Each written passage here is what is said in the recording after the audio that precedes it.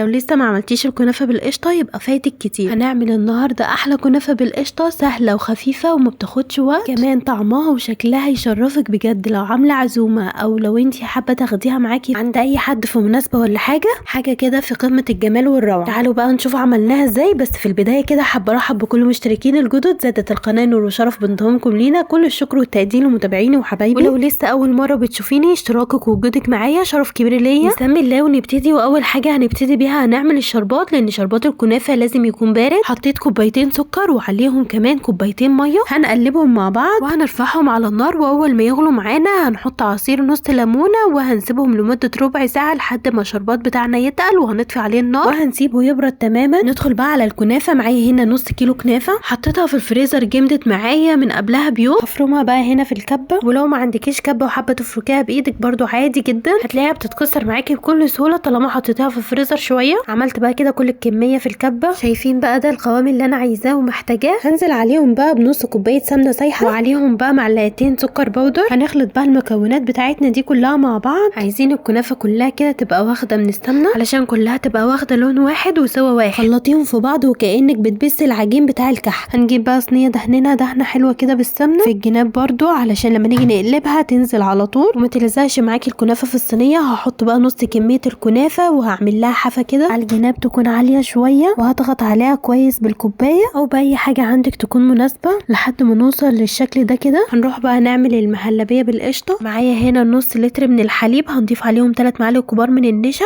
وهضيف عليهم معلقتين كبار من السكر، وهقلب بقى ده كله على البارد. وهضيف علبه القشطه دي بس في الاخر بعد ما القوام يتقل. هنرفعهم بقى على النار وهنقلب فيهم باستمرار لحد ما قوام المهلبيه يتقل معانا. واول ما قوام المهلبيه تقل هننزل بقى بعلبه القشطه، هنخلطها بقى كده بالمهلبيه وهنطفي عليها النار. سبتها بس تهدى شويه من السخونيه بتاعتها وبعد كده هحطها على الكنافه. هسيب بقى المهلبيه بتاعتي تمسك نفسها شويه وتجمد شويه، ولو مستعجله عليها تقدري تحطيها شويه في التلاجة. بعدين بقى هنزل بالجزء الباقي من الكنافه وهسويها بايدي كده بالراحه. بنضغط عليها بس بالراحه، هي كده المهلبيه مسكت نفسها شويه. احنا بنضغط بالراحه بس مش اكتر، بحيث ان احنا نساوي يعني الصينيه من بره وخلاص. على كده ندخلها في فرن ثابت التسخين على درجه حراره 200 من تحت بس في الاول، وبعد كده نولع عليها الشوايه اخر 5 دقائق. هنعرف بقى ازاي ان هي استوت اول ما تلاقوها خلت كده من الجناب. شايفين الجناب كده الكنافه بعدت عن الصينيه شويه كده تبقى هي استوت من تحت. هنولع عليها بقى الشوايه تاخد لون من فوق لحد بقى ما تاخد اللون الجميل الذهبي ده من فوق. نطفي عليها النار على طول وهي بقى لسه سخنه كده. هننزل بالشربات بتاعنا، الشربات بارد والكنافه لسه سخنه. انا ما حطيتش كل كميه الشربات اللي عملتها،